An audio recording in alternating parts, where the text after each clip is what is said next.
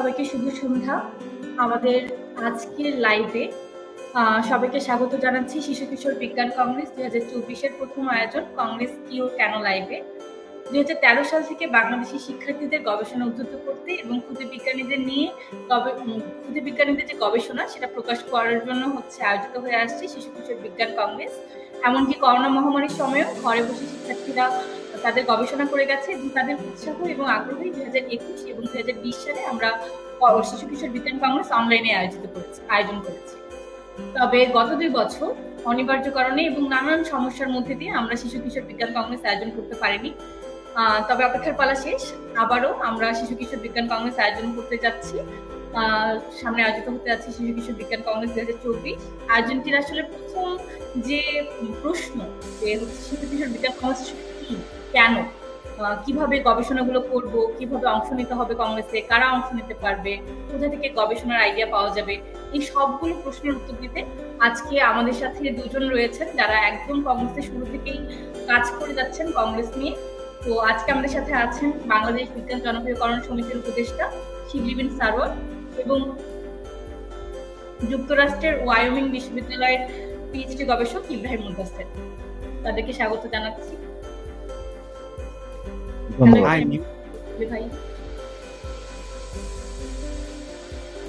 আচ্ছা, আমরা আসলে তাহলে আমাদের প্রশ্নের দিকে চলে যাই। শিবলি ভাই, আপনি একটু বলেন যে শিশু কিশোর বিজ্ঞান কংগ্রেস আসলে কি আর কেন অংশ নিবে এই শিশু কিশোর বিজ্ঞান কংগ্রেসে? শিশু কিশোর বিজ্ঞান কংগ্রেসকে যদি আমাদের স্টুডেন্ট যারা স্কুলে পড়ছে বা কলেজে পড়ছে তারা যেটার সাথে রিলেট করতে পারবে বোঝার সুবিধার জন্য আমি ওভাবে বলি। স্কুলে নর্মালি সায়েন্স ফেয়ার হয় প্রত্যেক বছরেই। তো সায়েন্স ফেয়ারে স্টুডেন্টরা নর্মালি একটা প্রজেক্ট নিয়ে যায়, হয়তো একা নিয়ে যায় অথবা 2-3 জন বন্ধু মিলে একসাথে একটা প্রজেক্ট নিয়ে যায়। তারপর সেটা সায়েন্স ফেয়ারে যখন উপস্থাপন করে তখন স্কুলের বাকি স্টুডেন্ট যারা আছে, টিচার যারা আছে, বাইরে থেকে দর্শনার্থী যারা আসেন সবাই মিলে ওইটাকে দেখতে আসে, মানে যতগুলি প্রজেক্ট আসে ওগুলিকে দেখতে আসে, তারপর অনেকে প্রশ্ন জিজ্ঞেস করে। তো কংগ্রেসের বিষয়টা অনেকটা এরকমই, কিন্তু সায়েন্স ফেয়ারে যেরকম একটা কম্পিটিশনের ব্যাপার থাকে যে সবাই প্রজেক্ট নিয়ে আসতেছে, তো কে কারা ফার্স্ট সেকেন্ড থার্ড হবে এরকম একটা বিষয় থাকে। কংগ্রেসেও অ্যাকচুয়ালি একই রকম, কিন্তু আমরা বিজ্ঞান কংগ্রেসে প্রতিযোগিতার বিষয়টাকে ফার্স্ট সেকেন্ড থার্ড হবে আমরা আসলে এই বিষয়টাকে অতটা গুরুত্ব দেই না। আমরা যেটা উৎসাহিত করার চেষ্টা করি সেটা গবেষণার বিষয়টা। যারা বিজ্ঞানী, যারা নতুন কোনো কিছু একটা আবিষ্কার করেন, তারা সাধারণত একটা বিষয়, নতুন কোনো কিছু একটা আবিষ্কার করলে তারা সেটা মানুষের সামনে উপস্থাপন করার জন্য তারা যেটা করেন যে একটা পেপার, সায়েন্টিফিক পেপার, এগুলি নিয়ে আমরা কিছুক্ষণ পরেই কথা বলবো, বা একটা পোস্টার, এগুলি তারা নর্মালি একটা বৈজ্ঞানিক কনফারেন্সে তারা উপস্থাপন করেন। তো ওই কনফারেন্সগুলি যেখানে বিজ্ঞানীরা কিছু একটা নতুন আবিষ্কার করলে পেপার বা পোস্টারের মাধ্যমে উপস্থাপন করেন, সেটা নর্মালি বয়স্ক লোকজনের জন্য হয়। বয়স্ক লোকজন মানে যারা স্কুল কলেজে পড়তেছে না, যারা হয়তো ইউনিভার্সিটিতে পড়তেছে বা ইউনিভার্সিটি পার হয়ে গেছে, অ্যাক্টিভলি রিসার্চ করতেছে, গবেষণা করতেছে, পিএইচডি করতেছে বা পিএইচডি শেষ করে ফেলছে, রিসার্চ ল্যাবে কাজ করতেছে, এরকম মানুষ যারা, তাদের জন্য হয়। কিন্তু আমাদের দেশে কিন্তু স্কুল বা কলেজে যারা পড়তেছে তাদের জন্য কিন্তু এরকম গবেষণা করা এবং গবেষণা করে সেটা উপস্থাপন করার সেরকম কোনো উপায় কিন্তু নাই।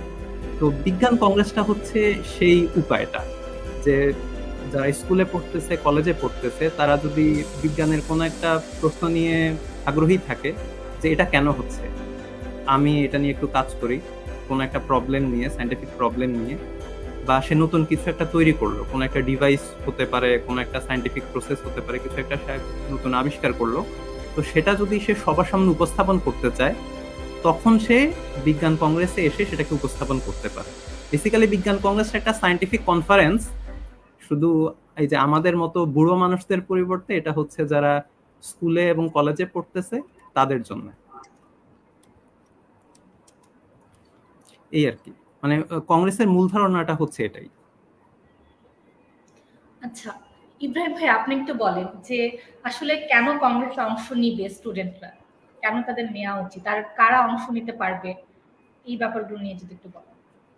ও, ধন্যবাদ নিম। অনেকদিন পরে সবার সঙ্গে দেখা হচ্ছে। কত এসপিএসবি এবং কংগ্রেসের পেজ থেকে অনেকদিন পরে এসে খুবই ভালো লাগছে।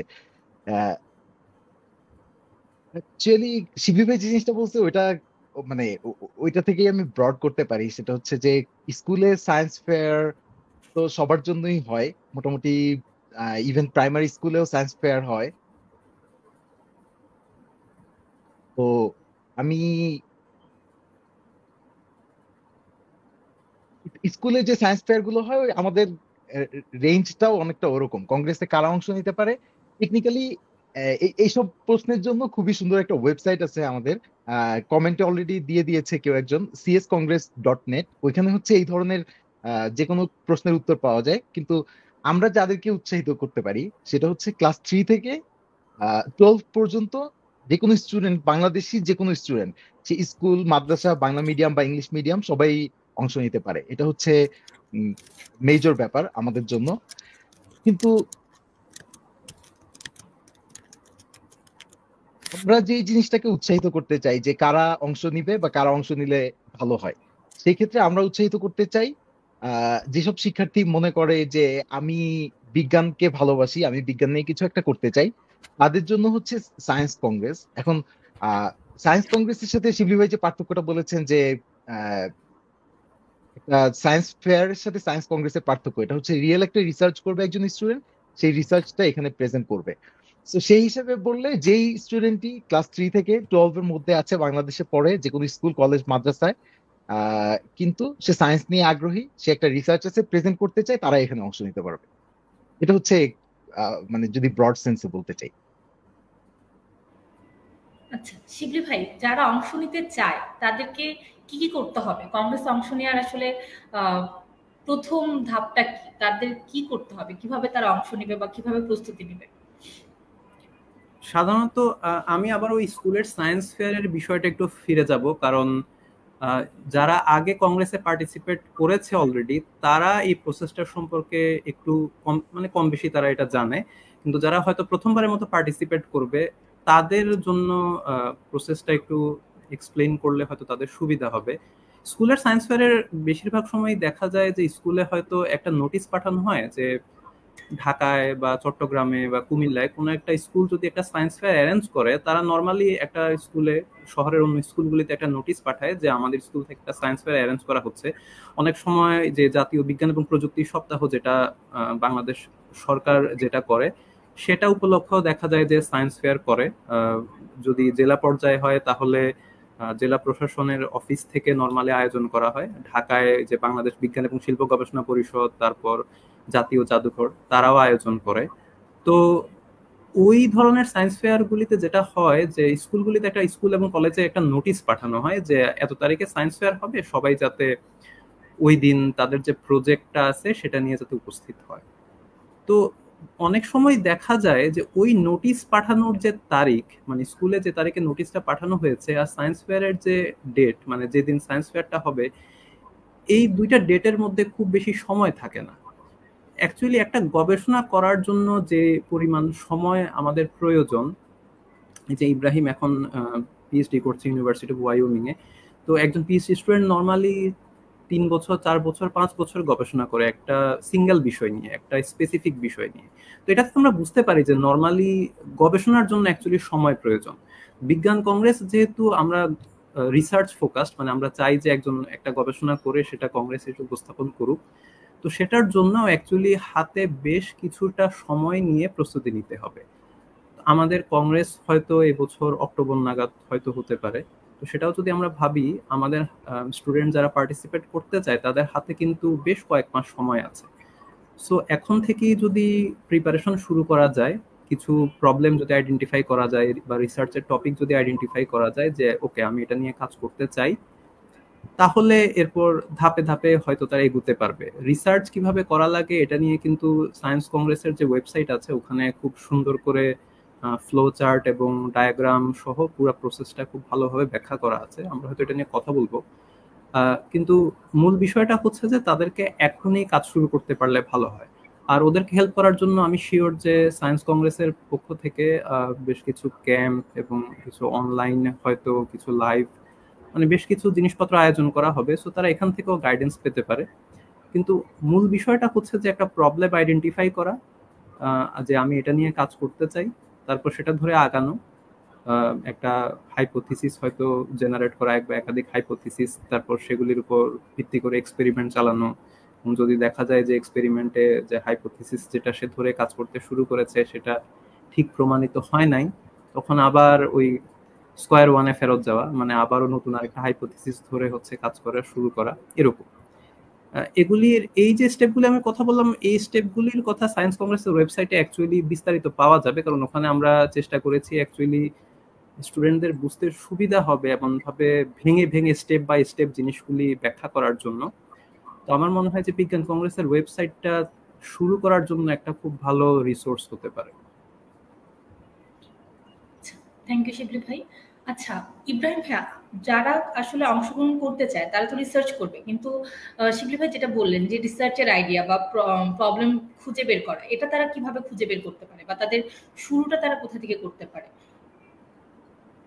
আচ্ছা, আমরা এই ক্ষেত্রে যে জিনিসটা বলি সবসময় সেটা হচ্ছে যে সায়েন্টিফিক মেথোডোলজি ফলো করতে। মানে পরবর্তীতে বড় হয়ে যখন রিসার্চ করবে একদম পয়েন্ট বাই পয়েন্ট ধরে হয়তো সায়েন্টিফিক মেথোডোলজি সবাই সবসময় ফলো করে না, কিন্তু সবার মূল স্ট্রাকচারটা রিসার্চে ওইভাবে থাকে। কিন্তু যখন ছোটবেলায় রিসার্চ শুরু করে তখন আসলে সায়েন্টিফিক মেথোডোলজি ফলো করাটাই হচ্ছে সবচেয়ে ভালো উপায়। সো সায়েন্টিফিক মেথোডোলজি ফলো করার প্রথম ধাপ যেটা শিবলি ভাই একটু আগে বললো যে প্রবলেম আইডেন্টিফাই করা। তো কিভাবে একটা প্রবলেম আইডেন্টিফাই করা যায় বা কিভাবে একটা কনসেপ্ট খুঁজে পাওয়া যায়, এটার জন্য আমরা হচ্ছে সায়েন্স কংগ্রেস থেকে প্রচুর ক্যাম্প করতাম আগে। এখনো এই বছরই তেমন কিছু হওয়ার কথা, বিভিন্ন জায়গায় ক্যাম্প হবে অথবা অনলাইনে ওয়ার্কশপ হবে, এগুলো আমরা করতাম। তো সেখানে অ্যাকচুয়ালি আমরা দেখাতাম যে কিভাবে এখনো দেখানো হবে বা আমরা দেখাই এখনো, সেটা হচ্ছে যে কিভাবে আমরা একটা প্রবলেম খুঁজে পাইতে পারি, কোন জিনিসটা নিয়ে রিসার্চ করতে পারি। তো আহ, এক এক লেভেলে এক এক ধরনের জিনিস মানুষ খুঁজে পেতে পারে। সেটা হচ্ছে যে আমরা যে ক্ষেত্রে সবচেয়ে বলি যে আশপাশে দেখতে, যে আশপাশে কোন সমস্যাটা আছে যেটা আমি সলভ করতে পারি, অথবা আশপাশে কোন জিনিসটা আছে যেটার যে প্রশ্নের উত্তর আমরা জানি না। যেমন আমরা এক সময় মানে শুরুর দিকে কংগ্রেসে হচ্ছে সার্ভে টাইপের কাজ খুব বেশি হতো এবং সেগুলোকে আমরা উৎসাহিত করতাম, কারণ সার্ভে করা হচ্ছে শেখার জন্য সহজ। কোনো একটা রিসার্চ শেখার জন্য সার্ভে থেকে শুরু করা সহজ। কিন্তু যে কোনো কিছু একটা সার্ভে করে ফেললেই সবসময় ভালো হয় এমন হয় না। এই জন্য আমরা এখন আর সার্ভেকে খুব উৎসাহিত করি না, কিন্তু ভালো সার্ভেও করা যেতে পারে। সো এই জন্য হচ্ছে আমরা যে জিনিসটা ক্যাম্পে যে জিনিসটা করি ওই জিনিসটাই আমি করতে বলবো। যে কোনো শিক্ষার্থী যদি এখন কংগ্রেসের জন্য প্রিপারেশন নিতে চায় যে আমি একটা প্রজেক্ট বানাবো, সেক্ষেত্রে গুগল না করে যে best 10 projects in the world for class 9 এই টাইপের জিনিস গুগল না করে, অথবা এখন তো চ্যাট জিপিটি বা জেমিনাই কে জিজ্ঞেস করবে যে give me 5 best projects for class 9 in Dhaka, এরকম জিনিস না করে আসলে আশপাশে একটুখানি ঘুরলে তো আমাদের জন্য সবচেয়ে যে জিনিসটা কাজ করতো।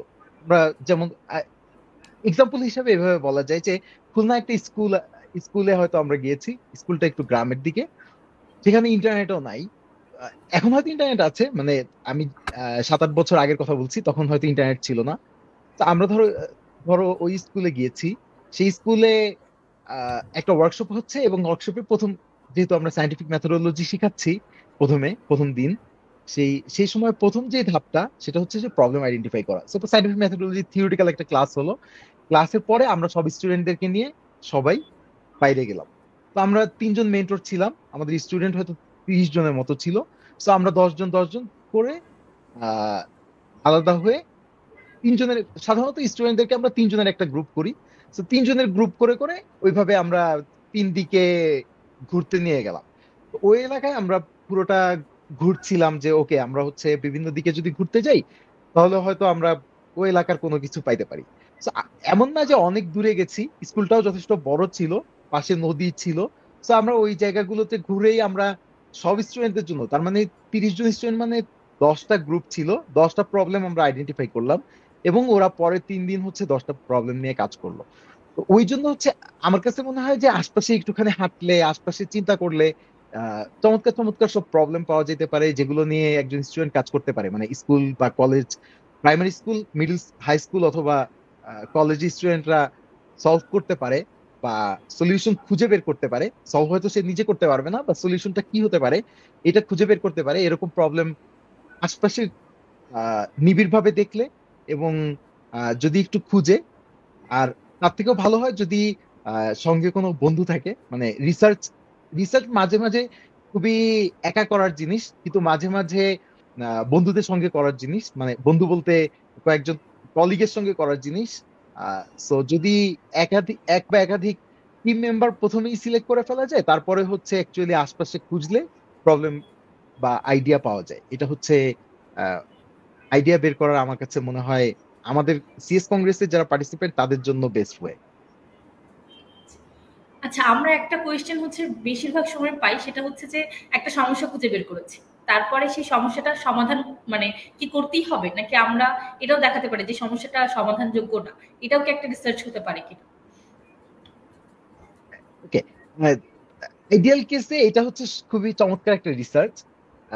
হ্যাঁ, এটা অবশ্যই একটা রিসার্চ হতে পারে, কিন্তু আহ, মানে রিয়ালিটি হচ্ছে কেউ কিন্তু এটা এরকম রিসার্চ দেখতে, ও আচ্ছা এই যে আমি হচ্ছে ব্ল্যাক হোলের, ওকে, এখানে আমার মনে হয় একটুখানি ব্রড করে তারপরে বলা উচিত যে আমি একটা সমস্যা আইডেন্টিফাই করলাম। সমস্যা আইডেন্টিফিকেশনটা হচ্ছে এরকম যে আমি যদি একজনকে ব্ল্যাক হোলে পাঠাই, তাহলে সে ব্ল্যাক হোল দেখে এসে আমার কাছে বলবে যে ব্ল্যাক হোল কেমন ছিল। এটা হচ্ছে সেই প্রসেসটা কিভাবে ডেভেলপ করা যায়, এটা হচ্ছে আমার সমস্যা। কেউ যদি সমস্যাটা এইভাবে ডিফাইন করে, এটা সম্ভব না। আমরা জানি যে ব্ল্যাক হোলের মধ্যে কোনো কিছু গেলে ব্ল্যাক হোলের মানে সে আর কোনোদিন বাইরে আসতে পারবে না, সো তার থেকে আমরা কোনো কিছুই আর কোনোদিন জানতে পারবো না। So, সে যদি এরকম একটা সমস্যা ডিফাইন করে তারপরে যদি ওইটা এক্সপ্লেইন করে যে ও ওকে এটা করা যাবে না, তাহলে এটা বেশি ইন্টারেস্টিং হবে না। কিন্তু কারো যদি এমন হয় যে কেউ একটা হাইপোথিসিস দাঁড় করিয়েছিল যে আহ, যেমন এখন হচ্ছে দক্ষিণাঞ্চলে সবচেয়ে বড় সমস্যা আমাদের যেটা সেটা হচ্ছে ক্লাইমেট চেঞ্জ। ক্লাইমেট চেঞ্জের কারণে ওই এলাকায় কোনো একটা কিছু হচ্ছে। তো কোনো একটা কিছু হচ্ছে বলতে আহ হতে পারে যে ওই জায়গায় লবণ, আমার আমার গ্রামের এলাকা যেখানে, সেখানে হচ্ছে যে লবণ পানি ঢুকে হচ্ছে সব ফসলের জমি নষ্ট হয়ে যাচ্ছে। তো এখন আর ওই জায়গায় কৃষি কাজ করা যাচ্ছে না। এরকম একটা সমস্যা সে আইডেন্টিফাই করলো, করে সে ওইটা নিয়ে অনেকদিন কাজ করলো। কাজ করে হচ্ছে সে দেখাইলো যে এই এই জিনিস হয়েছে, আমি এই এক্সপেরিমেন্ট করেছি অথবা এই ডাটা কালেক্ট করেছি। তারপরে ডিসিশন এসেছি যে আমি যেভাবে এই প্রবলেমটা সলভ করতে চেয়েছিলাম সেভাবে এটা করা যাচ্ছে না। That's a very good project. যদিও এটা সে কাঙ্ক্ষিত রেজাল্ট পায় নাই। এটা হচ্ছে সায়েন্স, কারণ রিয়ালিটি তো রিয়ালিটি। ও তো আর মানে আমি এক্সপেরিমেন্ট করে তো রিয়ালিটি চেঞ্জ করতে পারবো না। রিয়ালিটিতে যা আসবে সেটাই হচ্ছে আমি রিপোর্ট করব। তো যেহেতু রিয়ালিটিতে যেটা আসছে ওইটাই রিপোর্ট করছে, সেটা খুবই চমৎকার প্রজেক্ট হতে পারে। তখন প্রসেসটা কি ছিল এবং রেজাল্ট গুলো কি, অবশ্যই রেজাল্ট থাকতে হবে। এমন যদি হয় যে প্রসেস করেছি হয় নাই, এটুকু শেষ, তাহলে হবে না। অ্যাটলিস্ট একাধিক রেজাল্ট থাকা উচিত যে আমি এইভাবে চেষ্টা করেছি, এইভাবে হয় নাই, আবার আরেকটা ওয়েতে চেষ্টা করেছি, ওইভাবেও হয় নাই। তো রেজাল্ট যদি থাকে এবং রেজাল্ট দুইটাই যদি নেগেটিভ হয়, দ্যাটস ফাইন। কিন্তু আবার ব্ল্যাক হোলের মতো সমস্যা সমাধান করতে পারি নাই বলে সেটা প্রজেক্ট হওয়া ভালো হবে না আর কি। তো এটাই আমার উত্তর আর কি। Thank you. আমরা হচ্ছে ইতিমধ্যে জানছি যে কংগ্রেস কি এবং কেন, কিভাবে রিসার্চ করতে হবে, রিসার্চ আইডিয়া কিভাবে খুঁজে বের করা যায়। এখন একটা প্রশ্ন শিবলি ভাই এবং ইব্রাহিম ভাই দুজনের কাছে, সেটা হচ্ছে যে আপনারা কি মনে করেন যে মানে আসলে কেন কংগ্রেস করা উচিত, সেটা তাদের সামনের যাত্রায় কোনো রকমের কোনো প্রভাব ফেলতে পারে কিনা? শিবলি ভাই। আই থিঙ্ক যদি আমরা পড়াশোনার কথা চিন্তা করি, যে যারা এখন হাই স্কুলে পড়ছে, হাই স্কুলে বলতে ক্লাস 9-10-এ যারা পড়ছে এবং যারা কলেজে পড়ছে, তাদের অ্যাকচুয়ালি কংগ্রেসে পার্টিসিপেট করার বেশ অনেকগুলি ইনসেন্টিভ আছে। আমি কয়েকটা অ্যাঙ্গেল থেকে বলি। প্রথম ইনসেন্টিভটা হচ্ছে রিসার্চ ইটসেলফ। আমি এটা জানি না যে যারা ম্যাথ অলিম্পিয়াডে পার্টিসিপেট করেছে বা আরো আগে থেকেই পার্টিসিপেট করে আসছে, ওখানে একটা জিনিস প্রায় বলা হয় যে একটা প্রবলেম নিজে নিজে সলভ করতে পারার যে আনন্দটা, যে তুমি একটা প্রবলেম নিয়ে বসছো, সায়েন্স ফিজিক্সের প্রবলেম হতে পারে, ম্যাথের প্রবলেম হতে পারে, যে কোনো কিছুরই, মানে কোনো একটা সায়েন্সের কোনো একটা প্রবলেম। তো ওইটা নিয়ে কাজ করতে গিয়ে তুমি অবশ্যই তোমার টিচারের হেল্প নিতে পারো, অথবা বড় ভাই কেউ থাকলে তার হেল্প নিতে পারো, তারা তোমাকে গাইড করতে পারে। বাট তারা যদি তোমাকে প্রবলেমটা সলভ করে দেয়, তুমি অ্যাকচুয়ালি নিজে ওই প্রবলেমটা নিয়ে মাথা খাটানো, দিনের পর দিন বসে থাকা, ওইটাকে বিভিন্ন অ্যাঙ্গেল থেকে প্রবলেমটাকে অ্যাটাক করা, যে আমি এটা কেন সলভ করতে পারতেছি না, ওকে আমি এই অ্যাপ্রোচ ট্রাই করে দেখছি, মেবি এই অ্যাপ্রোচে যেহেতু সলভ করা যাচ্ছে না, আমি অন্য একটা অ্যাপ্রোচ ট্রাই করি। এবং এইভাবে মাল্টিপল অ্যাপ্রোচে ট্রাই করার পর এক সময় তুমি যখন এই প্রবলেমটার সলিউশন নিজে নিজে বের করতে পারবা, ওইটার যে আনন্দ, না আমি গ্যারান্টি দিয়ে বলতে পারবো যে তুমি অন্য অনেক কিছুতেই, মানে তুমি অনেক টাকা ইনকাম করে ফেললেও তোমার অ্যাকচুয়ালি ওই আনন্দ হবে না। কারণ মানুষ মানুষ অ্যাকচুয়ালি ইনহেরেন্টলি ইনকুইজিটিভ, মানুষ প্রশ্নের উত্তর খুঁজতে পছন্দ করে। এবং এটাই একটা বড় কারণ যে আমরা গ্লোবালি, আমরা সায়েন্সের পিছনে, রিসার্চের পিছনে আমরা যে এত টাকা খরচ করি। সার্টেনলি আমাদের প্রত্যেকটা দেশের একটা বাজেট থাকে প্রতি বছর, এবং সেই বাজেটের খুব বড় অংশ হয়তো বিজ্ঞানের গবেষণায় ব্যবহার করা হয় না, অন্য অনেক খাতে, মিলিটারি বা স্বাস্থ্য বা সোশ্যাল ওয়েলফেয়ার, এসব খাতে হয়তো ব্যয় করা হয়। কিন্তু সায়েন্টিফিক রিসার্চের পিছনেও আমরা যে একটা সিগনিফিক্যান্ট অ্যামাউন্টের অর্থ ব্যয় করি, এবং বিজ্ঞানীরা যে সেই অর্থ ব্যবহার করে গবেষণা করেন, এটার পিছনে অ্যাকচুয়ালি কিন্তু কোনো টাকা পয়সার ব্যাপার নাই। যে এরকম নাই যে কোনো একজন বিজ্ঞানী কিছু একটা আবিষ্কার করছেন বা কোনো একটা প্রশ্নের উত্তর খুঁজে পাইছেন, ধরো বিজ্ঞানীরা হচ্ছে হিগস বোসনের অস্তিত্ব খুঁজে পাইছেন, অথবা প্রথম ব্ল্যাক হোলের ছবি তারা তুলছেন, অথবা তারা কোনো একটা গ্যালাক্সির নতুন একটা ছবি তারা জেমস ওয়েব স্পেস টেলিস্কোপ থেকে পাইছেন। এটা থেকে আসলে টাকা পয়সা ইনকামের কোনো বিষয় নাই। এখানে পুরো আনন্দটাই হচ্ছে একটা নতুন প্রশ্নের উত্তর খুঁজে বের করা, অথবা আমরা এতদিন যেটা জানতাম না, মেবি আমরা এটার পিছনে রিসার্চ করতেছিলাম, আমরা মেবি একটা হাইপোথিসিস দাঁড়া করাইছি, যেমন হিগস বোসনের ক্ষেত্রে ওকে আমাদের ইকুয়েশন বলতেছে যে এটা এক্সিস্ট করা উচিত, কিন্তু আমরা এখন এক্সপেরিমেন্ট করবো, এজন্য আমরা একটা $1 বিলিয়ন গোল হচ্ছে আমরা একটা পাইপ বানাইছি, ওইটার মাঝখানে আমরা কিছু অনেক শক্তির দুইটা প্রোটনের বিম হচ্ছে আমরা দুই পাশ থেকে ছেড়ে দিয়ে জাস্ট ধাক্কা লাগাইছি, জাস্ট আমাদের প্রশ্নের উত্তর খুঁজে পাওয়ার জন্য। এবং আমরা এই কাজটা বছরের পর বছর করে আসতেছি। এই যে হাজার হাজার বিজ্ঞানী এই কাজটা করেন, তাদের ইনসেন্টিভ একটাই, সেটা হচ্ছে আনন্দ পাওয়া। তো আমি যেটা বলতে চাইছিলাম যে যারা ক্লাস 9-10 বা কলেজে পড়ে, তারা অনেকেই হয়তো অভিযোগ করে যে আমরা স্কুলে বিজ্ঞান পড়ি, আমাদের আসলে বিজ্ঞান পড়ে তো আমরা মজা পাচ্ছি না, আমার ভালো লাগতেছে না। অ্যাকচুয়ালি বিজ্ঞানের মজাটা তো স্কুলে যে জিনিসটা পড়ানো হচ্ছে টেক্সট বইতে, এক্স্যাক্টলি ওইটাই না। বিজ্ঞানের মজাটা হচ্ছে ওইখানে যা পড়ানো হচ্ছে, ওইটা হচ্ছে তাকে প্রিপেয়ার করার জন্য একটা টুল, মানে তাকে আমরা কিছু অস্ত্র দিচ্ছি যুদ্ধে যাওয়ার জন্য। যুদ্ধটা হচ্ছে এইসব প্রশ্নের উত্তর খুঁজে বের করা।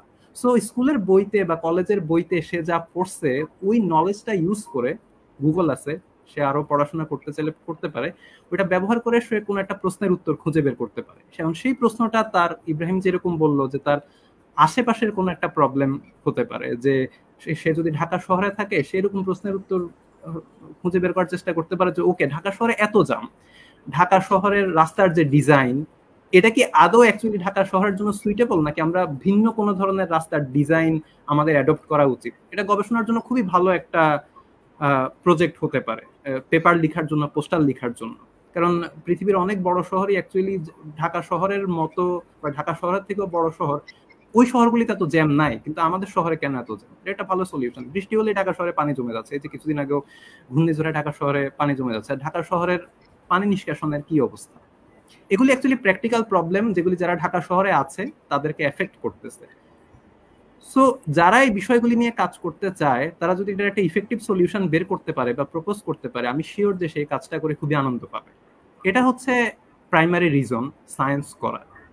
আর এর পরের দিকে যদি আমরা চিন্তা করি যে যারা স্কুলে পড়তেছে তারা পাশ করে কলেজ যাবে, এবং তারপর ডেফিনেটলি অনেকেই হয়তো হায়ার স্টাডিজে, মানে ইউনিভার্সিটিতে ভর্তি হতে চাইবে। যদি কারো দিন শেষে, যে আন্ডার গ্রাজুয়েট শেষে সে যদি চাকরিতে, মানে একটা জবে ঢুকে যেতে না চায়, সে যদি আরো পড়াশোনা করতে চায়, সে যদি রিসার্চে যেতে চায়, স্কুলে যারা পড়ে, আমি জানি না যে এটা একটা ইন্টারেস্টিং ডিসকাশন অ্যাকচুয়ালি, এটা কংগ্রেসের সাথে রিলেটেড, যে আমাদের স্টুডেন্টরা অনেকেই জানে না, তারা চিন্তা করে যে ওকে আমার যখন ইউনিভার্সিটিতে পড়াশোনা শেষ হবে তারপর আমি কি করবো, আমি একটা চাকরিতে ঢুকে যাবো কেন, কারণ আমার তো ভাত খাইতে হবে, আমার তো স্যালারি প্রয়োজন। অনেকেই হয়তো জানে না যে সে সারা জীবনই অ্যাকচুয়ালি গবেষণা করে যাইতে পারবে, এবং সে গবেষণার জন্যই তাকে সরকার বা সে যেখানে চাকরি করে সেখান থেকে তাকে পে করা হবে। এবং এই যে গবেষণা, এই গবেষণা করার জন্য কিন্তু তাকে কেউ বলবে না যে তুমি এইটা গবেষণা করো। সে নিজের ইচ্ছা মতো, যেটা তার ইচ্ছা ওইটা নিয়ে সে কাজ করতে পারবে। মূল কথা হচ্ছে রিসার্চ করার জন্য পে করা হয়। তো তার মানে যারা সায়েন্সে ইন্টারেস্টেড, তারা যদি ইউনিভার্সিটির পরে আন্ডারগ্রেড শেষ করার পরে তারা যদি পিএইচডি করতে চায়, রিসার্চে যেতে চায়, তাহলে কংগ্রেস একটা খুব ভালো শুরুর জায়গা হতে পারে। এখান থেকে, যেহেতু এটা একটা সায়েন্টিফিক কনফারেন্স, বেসিক্যালি এখানে এসে আরো 100 জন, 200 জন, 500 জন স্টুডেন্টের সামনে তার রিসার্চটা প্রেজেন্ট করতেছে। এরপরে একটা ন্যাশনাল ক্যাম্প হবে, ওখানেও সে রিসার্চটা আরো ভালোভাবে কিভাবে করা যায় ওইটা সে শিখবে। সো কংগ্রেসে পার্টিসিপেট করলে কিন্তু রিসার্চ শিখার একটা খুব ভালো প্ল্যাটফর্ম সে পেয়ে যাচ্ছে, যেটাকে ইউটিলাইজ করে সে ইউনিভার্সিটিতে এবং তারপরে সে যদি পিএইচডি মানে রিসার্চে যেতে চায়, সে ওইখানে স্কিলগুলিকে সে ব্যবহার করতে পারবে। এবং এখানে আমি আরো একটা কথা বলতে চাই যে আমাদের কংগ্রেসে যারা আগে পার্টিসিপেট করেছে গত 6-7 বছরে, 2013 থেকে 2021 পর্যন্ত যারা কংগ্রেসে পার্টিসিপেট করেছে, তাদের অনেকেই কিন্তু এখন ইউরোপ বা যুক্তরাষ্ট্রের অনেক বিশ্ববিদ্যালয়ে তারা পড়াশোনা করছে। অনেকেই অ্যাকচুয়ালি অ্যাক্টিভ রিসার্চ প্রোগ্রামে আছে, অনেকে পিএইচডি প্রোগ্রামে হয়তো মাত্র শুরু করলো। তাদের অনেকেই অ্যাকচুয়ালি এখন অ্যাক্টিভ রিসার্চ প্রোগ্রামে কাজ করছে। সো এই সব কিছু যদি আমরা কনসিডার করি, আমার মনে হয় যে কংগ্রেস অ্যাকচুয়ালি রিসার্চ শিখার, এবং কেউ যদি সারা জীবনে অ্যাকচুয়ালি রিসার্চ পার্সু করতে চায়, সায়েন্স পার্সু করতে চায়, ইনফ্যাক্ট যদি কেউ সায়েন্স কমিউনিকেশনেও যেতে চায়, তার জন্য কংগ্রেস একটা খুব ভালো শিখার জায়গা এবং শুরু করার জায়গা। থ্যাংক ইউ শিবলি ভাই। আমাদের একটা কমেন্ট এসেছে যে সায়েন্সের যে কোনো পার্ট, যেমন ইনভায়রনমেন্টাল সায়েন্স, ফিজিক্স, বায়োলজি ইত্যাদি নিয়ে রিসার্চ করতে পারবো কিনা, ইব্রাহিম ভাই যদি কিছু বলতেন। মানে পারবে তো অবশ্যই, কিন্তু হ্যাঁ, এখানে যেগুলো বলেছে খুবই মানে স্পেসিফিক করে বলেছে যে এনভায়রনমেন্টাল সায়েন্স, ফিজিক্স, বায়োলজি এগুলো নিয়ে রিসার্চ করতে পারবে কিনা। অবশ্যই যে কোনো ইভেন সবসময় যে শুধুমাত্র দেখে বোঝা যাচ্ছে এটা হচ্ছে ফিজিক্যাল বা ন্যাচারাল সায়েন্সের দিকে ইন্ডিকেট করতে চাচ্ছে, অবশ্যই সেটা তো করতে পারবে এবং সেটাকে আমরা সবচেয়ে বেশি উৎসাহিত করি। এর বাইরে আমার ধারণা সোশ্যাল সায়েন্স নিয়েও বাংলাদেশে হচ্ছে স্টুডেন্টদের জন্য রিসার্চ করার হিউজ স্কোপ আছে। কেউ যদি আমাকে জিজ্ঞেস করে, সেটা হচ্ছে বাংলাদেশের সোশ্যাল সায়েন্সের অনেক প্রবলেম আছে যেগুলো সায়েন্টিফিক্যালি স্টাডি খুবই কম হয় বাংলাদেশের বাস্তবতায়। সেগুলো নিয়ে স্টুডেন্টরা যদি রিসার্চ করতে চায়, এটা একটা খুবই ভালো স্কোপ। আর এমনিতে যদি কংগ্রেসের ওয়েবসাইটে আপনারা যান, তাহলে দেখবেন যে কংগ্রেসের ওয়েবসাইটে আমাদের দেওয়া যে ক্যাটাগরি গুলো করা আছে, তার মধ্যে একটা হচ্ছে এনভায়রনমেন্টাল সায়েন্সেস, আর একটা হচ্ছে ফিজিক্যাল সায়েন্সেস। তো ফিজিক্যাল সায়েন্সের মধ্যে কেমিস্ট্রি বা ফিজিক্স এগুলো পড়ে। শিবলি ভাই যে কথাগুলো বলছিল, আমি ওই জায়গায় একটুখানি মানে অ্যাড করতে চাই। সেটা হচ্ছে যে শিবলি ভাই ওই জিনিসগুলো বলেছে যে কংগ্রেসের ইনসেনটিভ কি, ব্রড সেন্সে যে ইনসেনটিভ গুলো বলেছে, আমি আরেকটু সাটল কিছু জায়গাগুলো টাচ করতে চাই। সেগুলো হচ্ছে যে আমরা যখন কেউ একজন কোনো ধরনের রিসার্চ করে, যে কোনো রিসার্চ করে, ওই সময়ে হচ্ছে যেই পরিমাণ নানা ধরনের জিনিস করতে হয়। শিবলি ভাই যে এক্সাম্পলটা দিয়েছে ওইটাই আমি আর একটু ব্রড করি। সেটা হচ্ছে যে একটা প্রবলেম, স্কুলেরই একটা প্রবলেম হতে পারে, যেটা হচ্ছে আমি টিচারের কাছ থেকে না জেনে নিজে করলাম। নিজে করার আনন্দের কারণও ওইটা, শিবলি ভাই যেটা বলেছে যে ওইটা নিয়ে অনেকক্ষণ চিন্তা করার পরে যখন একটা সলিউশন পাই, সেটা অনেক আনন্দ হয়। তো যখন একটা রিসার্চ প্রবলেম নিয়ে আমরা কাজ করি, তখন যেটা হয়, তখন নানান ধরনের প্রবলেম সলভ করতে হয়। জিনিসটা এমন না যে আমি শুধু রিসার্চের যে কোশ্চেনটা ছিল ওই প্রবলেমটাই সলভ করার চেষ্টা করছি, এমন হয় না। আমরা আসলে সলভ করার জন্য আশপাশে আরো অনেক অনেক ধরনের জিনিস আছে যেগুলো হচ্ছে আসে, যেগুলো প্রত্যেকটা সলভ করতে হয়। এটা নিয়ে হচ্ছে আমার রিসেন্টলি একটা কনফারেন্সে ক্যারোলিন বার্টোলজির সাথে দেখা হয়েছিল। উনি হচ্ছে 2022 সালে কেমিস্ট্রিতে নোবেল পেয়েছিলেন। উনি একটা কথা বলেছেন আমাদেরকে যে তোমরা যারা পিএইচডি করতেছো, তোমরা এখন হয়তো ভাবতেছো যে পিএইচডি সময়ে এত কষ্ট করতেছো, এই 4-5 বছর 6 বছর ধরে তোমরা কষ্ট করতেছো, এটার মানে কি হবে, চাকরি তো পাবা, একটা চাকরি তো অনার্স পড়েও পাইতে পারতা এবং ভালো চাকরি পাইতে পারতা, সেখানেও তো প্রমোশন হতে পারতো। কিন্তু তোমরা একটা জিনিস এখন বুঝতে পারতেছো না, তোমরা যখন এখান থেকে বের হবা, তোমরা যখন কোনো কাজে যাবা, তখন তোমরা দেখবা যে তুমি এই 5-6 বছর ধরে ছোট ছোট ছোট ছোট এত এত প্রবলেম সলভ করেছো প্রতিদিন, যে তুমি হচ্ছে এখন পৃথিবীর একজন শ্রেষ্ঠ প্রবলেম সলভার। এই জিনিস একমাত্র রিসার্চ করেই হতে পারে। কারণ আমি যদি জাস্ট রুটিন কাজ করি, সেটা অফিসে হোক বা যে কোনো জায়গায় হোক, রুটিন কাজ করলে যেটা হয় যে আহ, যে প্রবলেম গুলো আছে ওগুলো খুবই স্পেসিফিক। যেমন আমি আমার এক বন্ধুকে জিজ্ঞেস করেছিলাম, সে হচ্ছে ডাক্তার, জিজ্ঞেস করেছিলাম যে ওকে, আর যে টিচার, তার টিচার হচ্ছে অনার্স পাস করেছে 60 আগে। বাংলাদেশে যারা বড় বড় ডাক্তার আছেন তারা হচ্ছে 60 আগে হচ্ছে অনার্স পাস করেছেন, 1960, যখন হচ্ছে মাত্র ডিএনএ আবিষ্কার হয়েছে। তো তারপরে যারা হচ্ছে বায়োলজিক্যাল সায়েন্সে আছে তারা জানে যে গত 50 বছরে বায়োলজিতে কি হয়েছে, কমপ্লিটলি সবকিছু চেঞ্জ হয়ে গেছে ডিএনএ আবিষ্কার বা ওই সময়ের পরে, আই মিন মলিকুলার বায়োলজি শুরু হওয়ার পরে, রিয়েল বায়োলজি শুরু হওয়ার পরে সবকিছু বিশাল চেঞ্জ হয়ে গেছে। তো আমি আমার ডাক্তার ফ্রেন্ডকে প্রশ্ন করেছিলাম যে ডাক্তাররা কিভাবে আহ, মানে সে কিভাবে এখন চিকিৎসা করে, কারণ সে তো অনার্সে পড়েছে, তার বেসিক তো হচ্ছে সেই 60s। তখন একটা আনসার দিয়েছিল যে আসলে দুইটা কারণে সে করতে পারে। এক হচ্ছে যে তারা রেগুলার কনফারেন্সে গিয়ে আপডেটেড থাকে যে নতুন কি হচ্ছে, কিন্তু সেটা আপডেটেড থাকার জন্য সে হচ্ছে খুবই স্পেসিফিক একটা ফিল্ডের চিকিৎসা করে। তো যে হচ্ছে নাক কান গলার ডাক্তার, তার কাছে নাক কান গলার স্পেসিফিক প্রবলেমই আসে, এবং বাংলাদেশের 90% নাক কান গলার প্রবলেম একই রকমই হয়।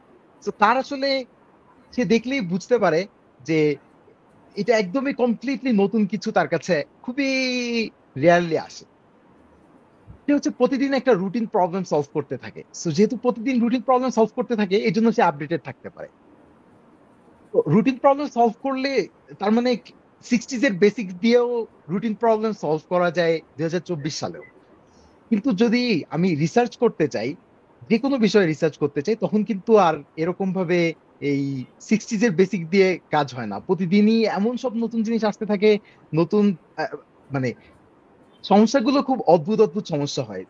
কেউ যদি একটা সায়েন্স প্রজেক্ট করতে চায়, মানে আমাদের সায়েন্স কংগ্রেসের জন্য, সে হয়তো একটা প্রজেক্ট বানাচ্ছে, একটা স্ক্রু লাগবে, সেই স্ক্রু সাইজ হচ্ছে হয়তো মিলছে না, সে সাইজ স্ক্রু সাইজটা যেহেতু মিলছে না, সে কি করতে পারে এটা সলভ করার জন্য তাকে আর একটা চিন্তা করতে হচ্ছে। এটা কিন্তু তার রিসার্চের কোনো পার্ট না, কিন্তু সেই স্ক্রুর সাইজের প্রবলেমটা সলভ করতে গিয়ে সে নতুন কিছু একটা শিখে যাচ্ছে। হয়তো তার বাজারে ওই স্ক্রু সাইজের স্ক্রুটা নাই, তখন সে ওই স্ক্রুটা কিভাবে, আমি এটা কোনো একটা কিছু হোল্ড করার জন্যই তো স্ক্রু লাগানো হয়, সো হোল্ড করার জন্য অন্য কোনো উপায় সে বের করতে পারে কিনা।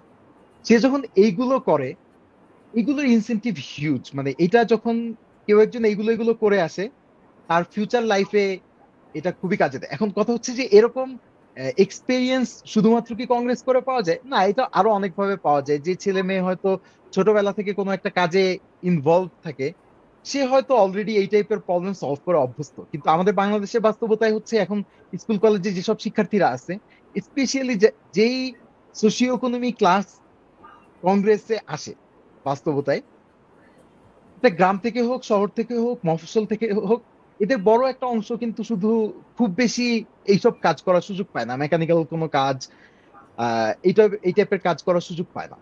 তো যেহেতু এই টাইপের কাজ সুযোগ পায় না, তাদের ওইসব স্কিল গুলো ডেভেলপ করার সুযোগ অনেক সময় হয় না। সেটা হচ্ছে কংগ্রেসের মতো কোনো কিছু করলে, সেটা ইভেন স্কুলের বিজ্ঞান মেলাতেও কাজ করতে গেলেও কিন্তু এরকম অনেক কিছু সলভ করতে হয়। এক্স্যাক্টলি কংগ্রেসের মতো রিসার্চ করে করা লাগে না অনেক সময়, কিন্তু সলভ করতে হয়। তো এটা করলে হচ্ছে ওই স্কিল গুলো তৈরি হবে, এবং এইসব শিক্ষার্থীরা যখন পরবর্তী স্টেপে যাবে জীবনে, তারা আসলে তখন বুঝতে পারবে অথবা বুঝতে পারবে না, কারণ সে তো অলরেডি পারে। তো অনেক সময় আমরা যখন একটা জিনিস পেয়ে যাই, অনেক সময় অনুধাবন করি না যেটা কোত্থেকে পেলাম। তো হয়তো সে বুঝতেও পারবে না কখনো যে সে কত দিক থেকে এগিয়ে গেছে জাস্ট কংগ্রেসের সময় রিসার্চ করার কারণে। ঠিক আছে, ধন্যবাদ ইব্রাহিম ভাইয়া। আমরা আসলে আমাদের লাইফের একদম প্রায় শেষে চলে এসেছি। আমাদের মোটামুটি আমরা যা নিয়ে আলোচনা করতে চেয়েছিলাম তা নিয়ে আলোচনা করা শেষ। এখন হচ্ছে আমাদের আসলে যারা এবছর কংগ্রেসে পার্টিসিপেট করবে, ওদের জন্য কোনো রকমের কোনো উপদেশ আছে কিনা, যে ওরা কিছু করতে পারে কিনা? কে বলবে, আমি নাকি শিবলি ভাই বলবে? দুইজনেই। ওকে, শিবলি ভাই আগে বলুন। আচ্ছা, হ্যাঁ, আমি জাস্ট এখানে একটা কোশ্চেন আসছে, এই ধরনের কোশ্চেন, যে do I have to make my project individually or in a group. আমি এটার উত্তর দিয়ে দিই যে ইন্ডিভিজুয়ালিও করা যায়, গ্রুপেও করা যায়।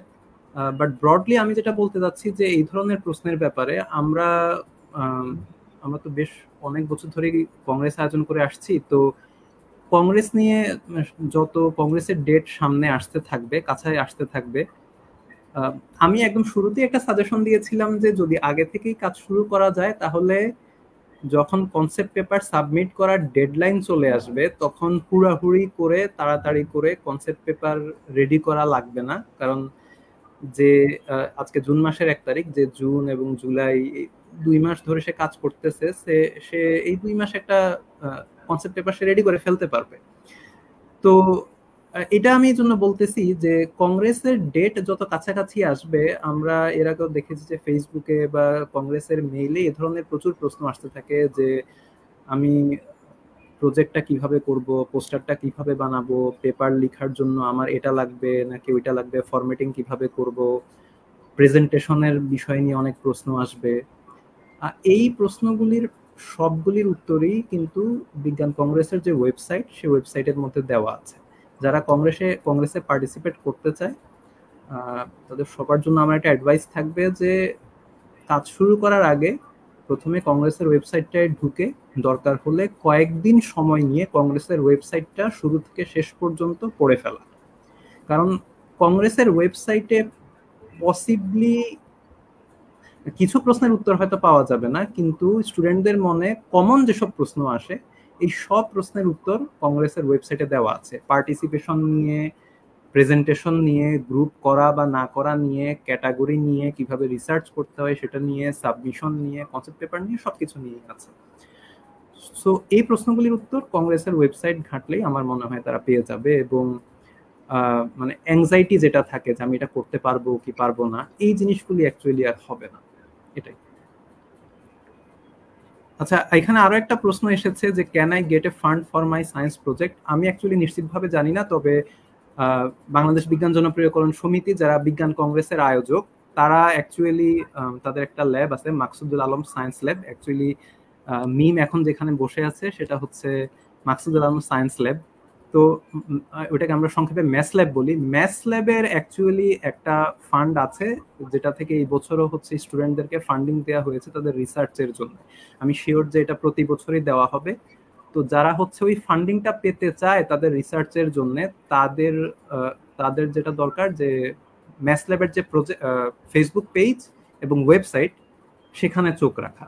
তাহলে প্রতি বছরে যে ফান্ডিংটা অফার করা হচ্ছে স্টুডেন্টদেরকে, তারা সেটা সম্পর্কে আগে ভাগেই হচ্ছে জানতে পারবে।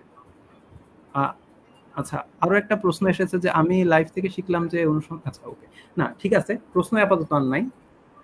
ওকে, আচ্ছা ইব্রাহিম তাহলে বল। আচ্ছা, উপদেশের ক্ষেত্রে আমি খুব মানে ব্রড সেন্সে যেগুলো বলবো সেটা হচ্ছে যে আমাদের অনেকের অভ্যাস হচ্ছে যে প্রশ্নগুলো করে ফেলা। শিবলি ভাই যেটা বলেছে আমি আবার এটাকে একটু মানে এমফাসাইজ করতে চাই যে ইভেন মানে ফেসবুকে অনেক কমেন্ট না করে, প্রশ্ন না করে সবচেয়ে ভালো হয় কংগ্রেসের যে ওয়েবসাইটটা আছে cscongress.org। ওই আমি আমি প্রথমে একবার ভুল বলেছিলাম, cscongress.net বলেছিলাম। সেই ওয়েবসাইটটা থেকে আপডেটেড হচ্ছে cscongress.org। এই ওয়েবসাইটের মধ্যে গেলে একদম পুরো সবকিছুই আপডেটেড, সবকিছু প্রশ্নের উত্তর দেওয়া আছে। যত টেকনিক্যাল প্রবলেম আছে সেগুলো যেহেতু উত্তর দেওয়া আছে, একজন ভালো রিসার্চারের জন্য যেটা করা উচিত প্রথমে হচ্ছে উত্তরটা নিজেই খোঁজা। উত্তরটা যদি অলরেডি কোথাও থাকে, সেই উত্তর আবার নতুন করে আবিষ্কার করার প্রয়োজন নাই। সো এটা হচ্ছে খুবই বেসিক্স, মানে খুবই একটা বেসিক ব্যাপার ফর রিসার্চ। এটার জন্য আমি সবাইকে বলবো যারা হচ্ছে রিসার্চ করবা তোমরা স্টুডেন্টরা সিএস কংগ্রেসের জন্য অথবা এমন কোন প্রোগ্রামের জন্য, তোমরা অবশ্যই মানে আহ, জুতা আবিষ্কার না করলেই ভালো, কারণ জুতা অলরেডি আবিষ্কার হয়ে গেছে। তো এই জন্য একটুখানি ঘাটলে যে এই প্রবলেমটার সলিউশন কি, তো ওইটা একটুখানি ঘাটলে ভালো হয় আরেকজনকে প্রশ্ন করার আগে। তুমি যদি এই অভ্যাসটা করতে পারো, সেটা হচ্ছে তোমার রিসার্চে অনেক হেল্প করবে। কারণ একজন অলরেডি অনেকদিন রিসার্চ করছে, সে যেভাবে একটা প্রবলেমের দিকে তাকাবে তুমি ওইভাবে তাকাবা না। So, তুমি যদি তার কাছে যাও সে কিন্তু খুব দ্রুত তোমাকে একটা সলিউশন দিতে পারবে। সো তার কাছ থেকে যদি তুমি সলিউশনটা নাও, তুমি আর কোনোদিন তার পজিশনে যেতে পারবে না, তুমি তার মতো রিসার্চার হতে পারবে না। So, তুমি রিসার্চ প্রবলেমের সলিউশনটা পাওয়া, কিন্তু তোমার উদ্দেশ্য তো এখন সব প্রবলেম সলভ করা না, কারণ তুমি এটার জন্য টাকা পাচ্ছ না। এমন যদি হয়তো যে তোমাকে টাকা দেওয়া হয়েছে এই প্রবলেমটা সলভ করে দাও, তাহলে হচ্ছে এই টাকা দেওয়া হবে, সে তাহলে তুমি যে কোনো ভাবে ওই প্রবলেমটা সলভ করে এনে টাকাটা নিয়ে নিতে পারতা, কিন্তু সেটা তো এখানে হচ্ছে না। এটা তো ওরকম কোনো উদ্দেশ্য নাই। So, ওরকম উদ্দেশ্য যেহেতু নাই, ট্রাই করবা যে তুমি যেই প্রবলেমটা নিয়ে কাজ করছো, যেমন মানে সহজ যে প্রশ্নগুলো আছে সব সময়, সেগুলো যেমন কংগ্রেসের ওয়েবসাইটে আছে, অমন করে কোনো জায়গা থেকে খুঁজে বের করার চেষ্টা করা যে আমি যেই প্রবলেমগুলো আছে প্রবলেমগুলোর উত্তর আমি কোথা থেকে খুঁজে বের করতে পারি।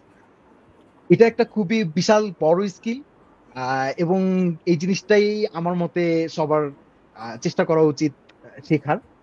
এটা একটা। আর কংগ্রেস নিয়ে হচ্ছে, কংগ্রেসে তোমরা যেভাবেই দাও প্রজেক্ট, পোস্টার বা পেপার, তিনটা ক্ষেত্রেই তোমাদেরকে আলটিমেটলি প্রেজেন্ট করতে হবে। কংগ্রেসের প্রেজেন্টেশনের চাকচিক্য দেখে নাম্বার দেওয়া হয় না। চাকচিক্য হয়তো নাম্বার থাকতে পারে 5%, তো আহ, এর বেশি থাকার কোনো সম্ভাবনা নাই। সো চাকচিক্যের দিকে নজর না দিয়ে তোমরা হচ্ছে মূল কাজটার দিকে, যে আমার প্রবলেমটা আমি ঠিক মতো ডিফাইন করেছি কিনা, আমি প্রবলেমটার সলভ করার জন্য আমি সুন্দর একটা এক্সপেরিমেন্ট ডিজাইন করেছি কিনা। সুন্দর একটা এক্সপেরিমেন্ট ডিজাইন করা এবং এক্সপেরিমেন্ট করা, এটা হচ্ছে সবচেয়ে ইম্পর্টেন্ট পার্ট। তুমি যে কাউকে মুগ্ধ করতে পারবা এটা দিয়ে, যে সুন্দর একটা এক্সপেরিমেন্ট আমি ডিজাইন করেছি এবং সেই এক্সপেরিমেন্টটা আমি কমপ্লিট করেছি। এই স্টেপটা হচ্ছে সবচেয়ে ইন্টারেস্টিং পার্ট অফ রিসার্চ। আর আমার জন্য বোরিং পার্ট হচ্ছে রিপোর্ট লেখা, ওইটা হয়তো তোমাদেরকে করতে হবে, কিন্তু প্রেজেন্ট করা আবার আনন্দের। সো ওইটাও তোমাদেরকে করতে হবে। সো এই জন্য আমি বলবো যে তোমরা যদি কোনো একটা জিনিসে ফোকাস করতে চাও, সেটা হচ্ছে এক্সপেরিমেন্ট ডিজাইন করা, যে আমি কত সুন্দর একটা এক্সপেরিমেন্ট ডিজাইন করতে পারি। এটাই আমার উপদেশ থাকবে সবার জন্য। ঠিক আছে, থ্যাংক ইউ ইব্রাহিম ভাইয়া। শিবলি ভাই, আপনি কি কিছু বলতে চান?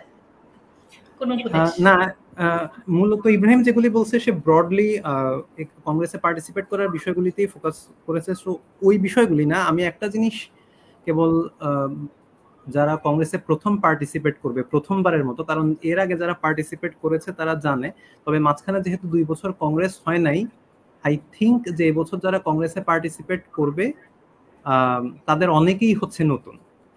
এটা পসিবিলিটি আছে যে পার্টিসিপেন্টদের একটা বড় অংশই সম্ভবত প্রথমবারের মতো পার্টিসিপেট করতে যাচ্ছে কংগ্রেসে। কংগ্রেসের শেষে একটা ন্যাশনাল ক্যাম্প হয়, সেখানে এটা একটা 3 দিনের ক্যাম্প হয়। তো যারা জানে না আমি তাদের জন্য বলছি, তো ওখানে হচ্ছে অ্যাকচুয়ালি যারা এখনো রিসার্চ কিভাবে করতে হয় জিনিসটা জানে না, তুমি যতটুকু জানো, গুগল আছে, কংগ্রেসের ওয়েবসাইট আছে, তো তুমি ওগুলি ওখানে সার্চ করলেই তুমি কিভাবে রিসার্চ করতে হয় এটা সম্পর্কে তো রিসোর্স পেয়ে যাবা। তো সেটা ব্যবহার করে তোমার নলেজ ইউজ করে বন্ধুদের সাথে কাজ করে তুমি কংগ্রেসে আসলা, পেপার, পোস্টার বা প্রজেক্ট হচ্ছে প্রেজেন্ট করলা, এবং তারপরে যদি তুমি সেই ক্যাম্পের জন্য সিলেক্ট হও, যেটা অ্যাকচুয়ালি কংগ্রেসে আসার একটা বড় ইনসেন্টিভ এই কারণে যে ওই যে ক্যাম্পটা হবে সেই ক্যাম্পে অ্যাকচুয়ালি বিভিন্ন ভার্সিটির টিচার, দেশের এবং দেশের বাইরে থাকেন অনেক বাংলাদেশি বিজ্ঞানী, তারা এই ক্যাম্পটাতে ক্লাস নেন। তো যারা ওই ক্যাম্পে যারা যেতে পারবা তারা অ্যাকচুয়ালি হ্যান্ডস অন তোমরা কিভাবে রিসার্চটা করা লাগে সেটা শিখতে পারবা, একদম যারা এখন অ্যাক্টিভলি রিসার্চ করতেছেন যেসব বিজ্ঞানীরা তাদের কাছ থেকে। সো ওইটা একটা অনেক বড় সুযোগ রিসার্চ শিখার, এবং আমি নিশ্চিতভাবেই বলতে পারি যে যারা হচ্ছে এই স্কিলগুলি যাদের থাকবে তারা ইউনিভার্সিটিতে উঠেও, ইউনিভার্সিটিতে প্রচুর প্রেজেন্টেশন দেওয়া লাগে, ইউনিভার্সিটিতে প্রজেক্ট করা লাগে, স্পেশালি যারা সায়েন্সের বা ইঞ্জিনিয়ারিং এর সাবজেক্টগুলি পড়ে, ল্যাবে প্রচুর কাজ করা লাগে, রিপোর্ট লেখা লাগে। সো ওই যে স্কিলটা এখান থেকে শিখবে তারা, এটা ওদের অনেক বেশি কাজে লাগার কথা। সো এটা একটা বড় ইনসেন্টিভ, ওইটার কথা চিন্তা করো। আমার মনে হয় যে কংগ্রেসে পার্টিসিপেট করা উচিত। কেউ পুরস্কার পাক বা না পাক সেটা অ্যাকচুয়ালি পরের ব্যাপার। ধন্যবাদ শিবলি ভাইয়া, ধন্যবাদ ইব্রাহিম ভাইয়া। আজকে আমরা অনেক কিছু জানলাম কংগ্রেস নিয়ে, এবং মোটামুটি পুরো ওভারভিউটা আমাদের কাছে আছে। রিসার্চ নিয়ে অনেক কিছু জানলাম। আমরা আসলে আমাদের লাইফটা শেষ করতে চাই এখন। সবাইকে শুভকামনা, সবাইকে বলবো যে সবাই নিজেদের গবেষণাগুলো শুরু করে দিতে, কারণ ইতিমধ্যে আমরা গবেষণা করতে হলে কি কি করতে হবে না করতে হবে সবকিছু জানি। আর ইব্রাহিম ভাই তো বললেনই যে একজন গবেষকের প্রথম কাজ হচ্ছে যে তার নিজের প্রশ্নগুলোর উত্তর নিজে নিজে খুঁজে বের করার চেষ্টা করা। তো আশা করি আমাদের শিক্ষার্থীরা সেগুলো করবে। সবাইকে শুভরাত্রি, ধন্যবাদ।